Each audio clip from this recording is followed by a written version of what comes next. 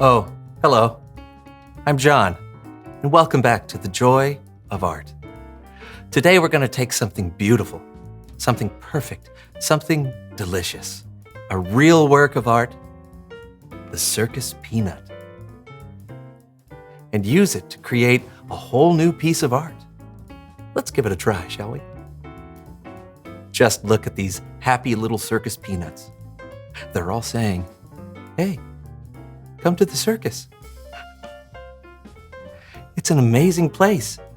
There's a person here who can wrestle squirrels and another who can shoot fire out their ears. Isn't that wonderful? Now what we're going to do is just get them a little sticky. Just like that. Isn't that nice? It tastes like delicious fake orange. Yummy. Once it's sticky, place it anywhere on the canvas. Let the circus peanut tell you where it wants to go. Happy. There we go. Oh, perfect. Just like that. Now continue the process. This is going to be fun. Circus peanut.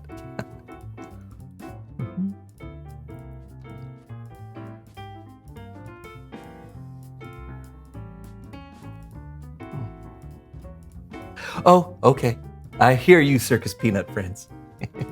They're telling me my art is done and they're ready to be seen. Why don't we take a look at what we've created?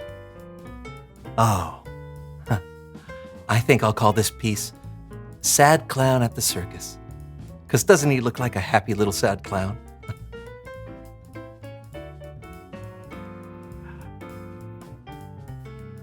I love it when the art comes to life like that.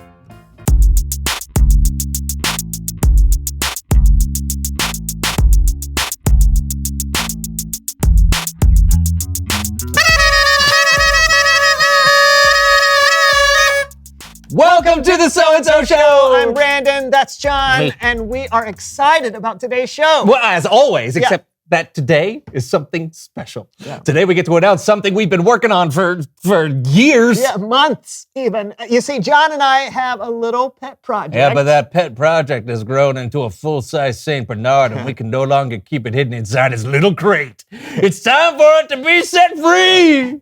With up-to-date shots, a license, and a proper leash, of course. Of course. Should I tell them? Oh yeah, be my guest. Okay, so you may have noticed Brandon and I are wearing these amazing and handsome-looking turtlenecks. That's because, drumroll, our very first musical, Warm Necks, the history of the turtleneck, is finally getting produced!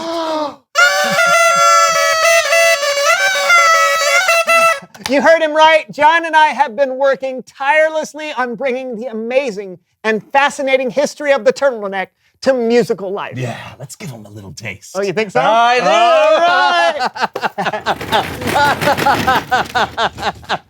do! It started in the Dark Ages when knights suffered severe chafing while wearing chainmail.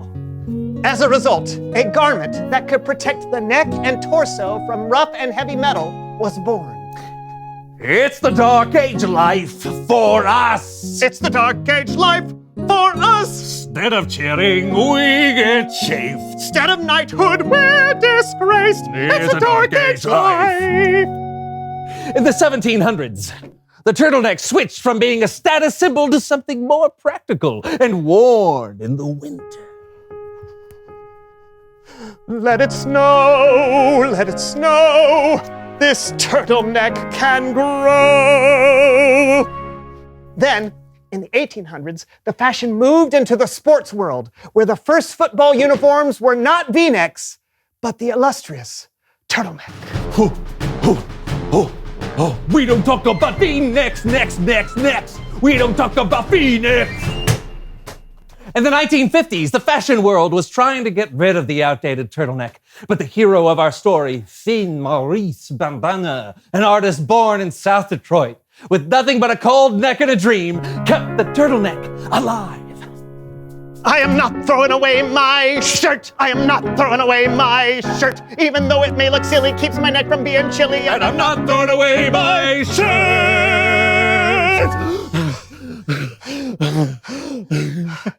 Anyway, that was just a taste and a amuse-bouche, if you will.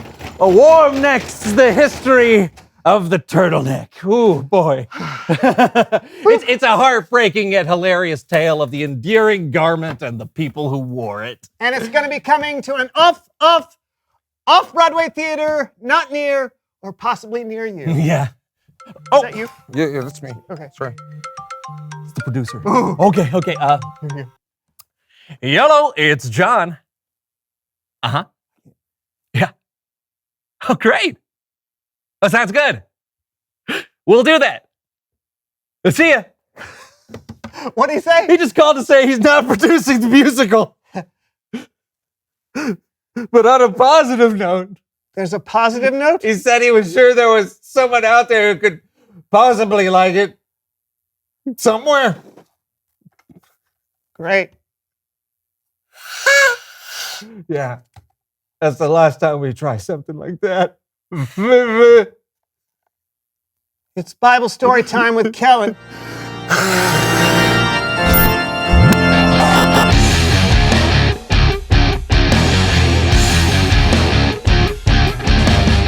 Hey guys! Man, it was tough to hear about your turtleneck musical. I really thought you had something there. Yeah, we did too. I'm pretty disappointed. Thanks for bringing it up again. You got a story for us? I do, and maybe it will help.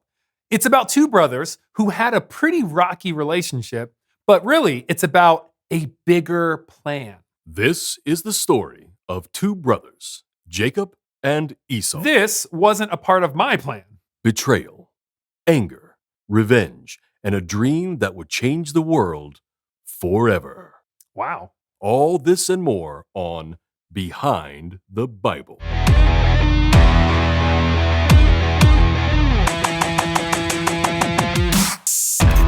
Jacob and Esau were the two sons of Isaac and Rebekah. Though they were twins, they were very different. Esau loved hunting and being outside, while Jacob enjoyed cooking and being indoors. I think I should point out here that Esau was just a little bit older than Jacob. And at that time, being the firstborn son in the family was a big deal. It was a big deal. Yeah, I know. I just. Just like narrating stories is a big deal to me, by myself, without interruption. Oh.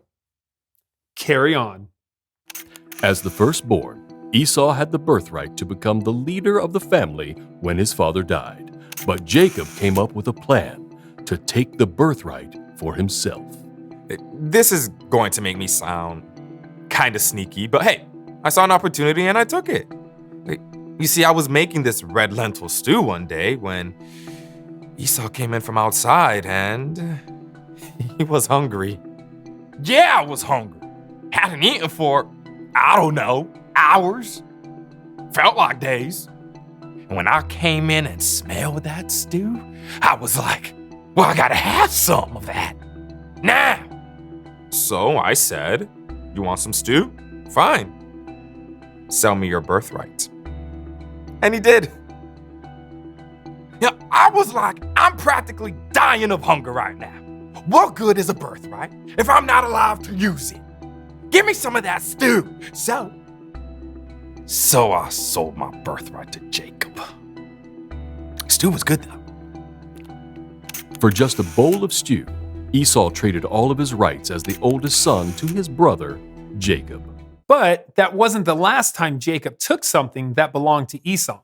Later, Listen, I didn't go to 4 years of narrator college for nothing. Just let me do my job. there's a narrator college? Later, when Jacob and Esau's father was very old, he called Esau to his side. Dad was old.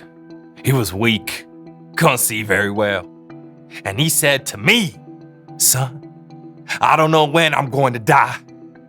Go hunting for me and cook me a meal. Then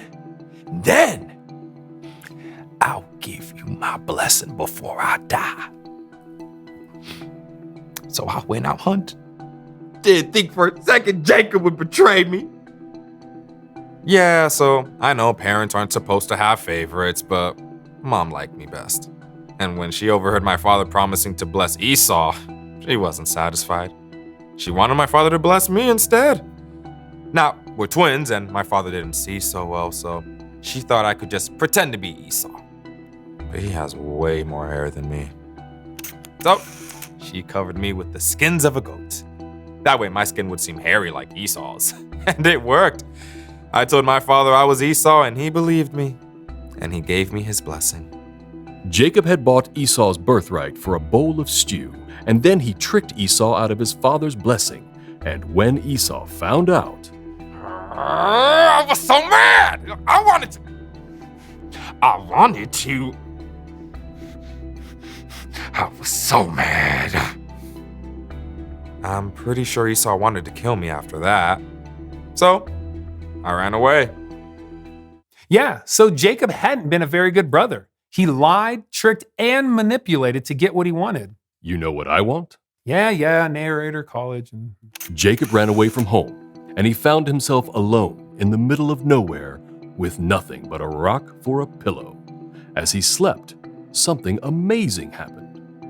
I had a dream, a vision from God. No, there was this big stairway, and it reached all the way to heaven, and there were angels going up and down the stairs, and the Lord was standing there.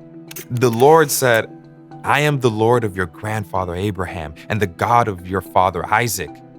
Your descendants will be like the dust of the earth that can't be counted. All nations will be blessed because of you and your family. I am with you. I will watch over you everywhere you go. After all I'd done, all the sneaky stuff, the lies, God promised to still be with me. I had been trying to make things happen on my own, but God had a bigger plan for me. So I took my rock pillow and set it up as a sacred stone. And I promised right then and there to have faith in God. God really did have a bigger plan for Jacob and his family, a plan to bless the whole world. One of Jacob's descendants was Jesus, who died to pay for the sins of the world. Did Jacob make bad choices? Yes. Could Jacob still be a part of God's plan? 100% yes. God loves us no matter what, and you can trust that God has a plan. That was really good. Which narrator college did you go to? Self-taught. This has been Behind the Bible. Goodbye. What'd you guys think? Well, I love that Jacob wasn't even close to being perfect, and yet he was still part of God's big plan. I think it's great just to be reminded that there is a plan. Yep, because you're going to have disappointments and bad days. It's going to happen. But what we can trust is that God has an ultimate plan to make things right in the world, and that hasn't and won't change. Good to know. Thanks, Kellen. You bet. I'll see you guys next time. You know, I am disappointed about the musical, but I'm not going to give up. Yeah. We've only tried one producer and one musical. We've got way more ideas in us. We could write a musical about tube socks. Yeah, or jorts. Or some non-clothing item, maybe. Maybe. Yeah, but the important thing to remember is that God has always had a plan, so we can put our trust in God. Right on. So, reveal the question. Why are plans important? Well, if you're planning for a trip, it helps to know where you're going, how to pack, what snacks to take. Or when you're planning to build something, it's great to know what tools you'll need and the order to put things together. When someone has a plan, it's easier to trust them because they've put thought into where they're going and what they're doing. So talk about it with each other. Why are plans important? And we'll see you next week for a brand new show. See ya.